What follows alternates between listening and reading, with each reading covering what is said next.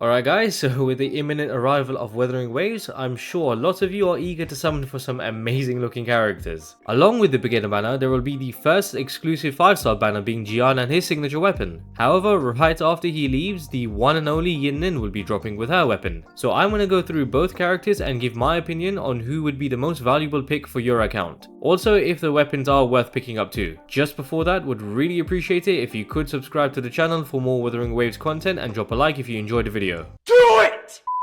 I do want to stress a few points before I carry on. If you really like Jiyan or Yinlin and you'll want to use them regardless of meta or power creep, don't think, just summon. Playing the game with characters you want to play with is priority. Secondly, how I intend to rank the value of Jiyan and Yinlin would be based on what they can provide to the team and ultimately their longevity. Okay, I'll start with Jiyan since he'll be the first one to drop. So Jiyan is an arrow main DPS character that focuses on more single target damage up until he switches into his secondary state through his ultimate. When Jiyan pops his ultimate, he switches his broad blade into his lance and summons his dragon, which allows him to deal a ton of AoE arrow damage. His Resonance Liberation scales on his heavy attacks and also crowd controls enemies as his dragon locks enemies together. Crowd control is something you would see more from his support being able to inflict, such as Jiyan and Yang. So the fact that Jiyan is able to inflict crowd control too makes his Resonance Liberation insane. So Jiyan eliminates the need for a character on his team to provide crowd control for him essentially. Jiyan is just one of those characters that does a lot of things by himself and for himself, as his passives would only increase his own damage, which is what you would definitely want from a main DPS character, as that will be his only position. Jiyan is one of the best, or maybe just the best main DPS character in WutheringWaves, given the amount of damage he can put out, his self-sufficiency with his passives, and just how silky smooth his animations are. Now the value of Jiyan's banner is going to be worth discussing too, and I'm hoping they really keep the banner exactly as it is. Featuring alongside Xiao's dad will be Danjin, Qixia, and Mortefi. Now if you are somehow unaware, Danjin is a hidden 5-star in terms of DPS. She's a glass cannon and is definitely one of the best DPS characters in the game, especially for free to play since she's a 4-star. Now that does depend on whether her kit remains the same, as she could receive a nerf on launch, which I'm really hoping she doesn't. Endgame content modes such as Tower of Adversity do require quite a few characters to be built up, so being able to pick up both Jiyan and Danjin would be huge, as you can invest in two very strong DPS characters for endgame very early on. Qixia is the second 4-star featured on the banner and is a good main DPS character for early game, but I don't think would see much use in mid to late game. Unless you really like her, then you would use her regardless. She is a ranged character, so it would allow for some comfort during the learning stages of the game, but she is free to pick up too by progressing through the story. Finally would be Mortefi, and he is one hell of a sub DPS unit, which is also Jiyan's best in slot partner. He will increase Jiyan's heavy attack damage by 38% and will inflict fusion follow-up attacks through Jiyan's basic attacks and heavy attacks. So if you wanted to pick up Jiyan, you would have the luxury of also picking up his partner that really amplifies Jiyan's DPS. So overall, I think the banner is amazing. Having both Danjin and Mortefi, which are top tier characters, I would highly recommend investing in. Even if you aren't looking to pick up Jiyan, I would recommend throwing some pulls in there to see if you can pick up Danjin and Mortefi, since they are insanely valuable. Going over Jiyan's signature weapon now, and off the rip, it's amazing for him, which would be expected since it's his signature weapon. Now coming from games such as Genshin, where the weapon banners are literally hell,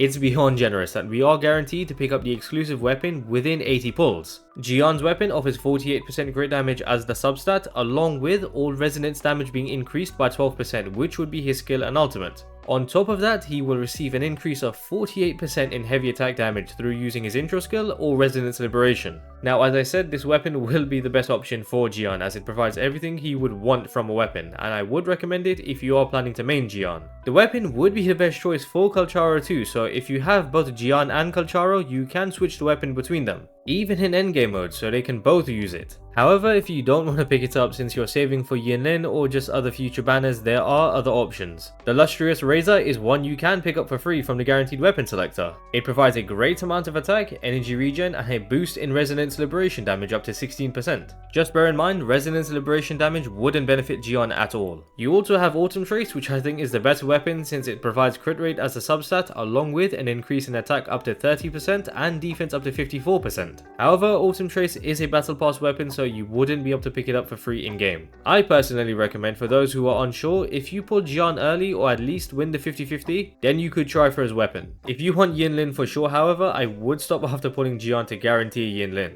Really depends on who you favor and how early you pull Jiyan though. Now for the wifey Yinlin. Trust me guys, I am not biased whatsoever.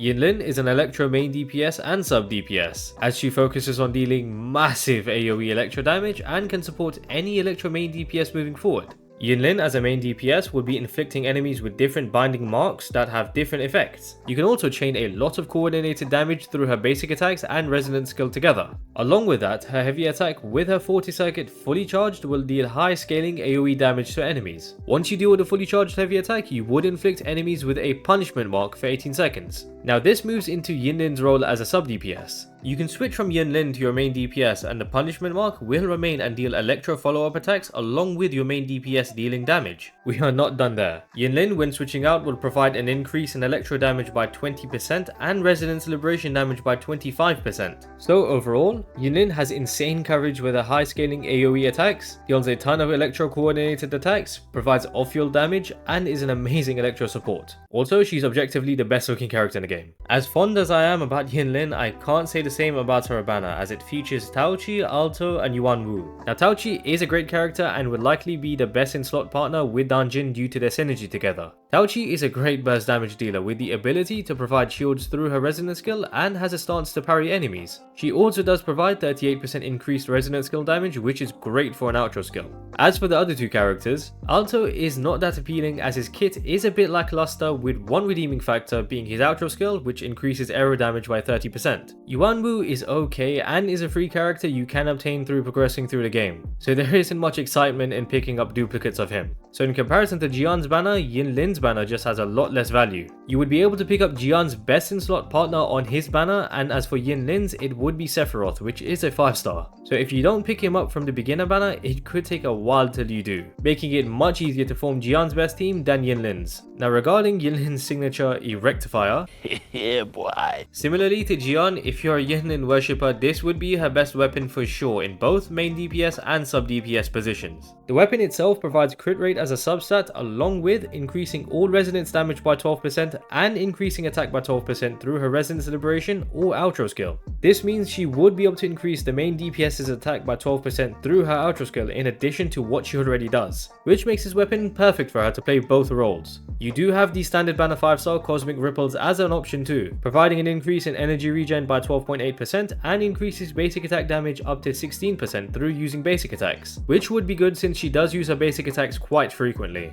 The Battle Pass option is also great for Yinlin since it provides crit rate as the substat and increases her attack by 15% after using her resonance liberation. A more free to play option would be the Jinzo Keeper that increases attack by 8% and HP by 15% when using the intro skill. Yinlin's signature weapon is her best option and is great for Encore too, being the only other DPS rectifier user. So just like Kachara and Jiyan, you can switch the rectifier between Yinlin and Encore if you wanted. Now between Yinlin and Jiyan, Yinlin will definitely bring more value to your account as her ability to thrive in the main DPS and sub DPS role would future-proof her. Jiyan is strictly a main DPS character which at some point will be power crept. It may take months or a year, but DPS characters being power crept is something that is inevitable. You may have a character that releases later down the line that revives them for a short period of time, but that's just too much copium. Yinlin, as I mentioned earlier, will be able to buff any electro DPS character with her outro skill and does provide off-field damage through her electro follow-up attacks. She also does deal amazing damage herself, which will be power crept too at some point,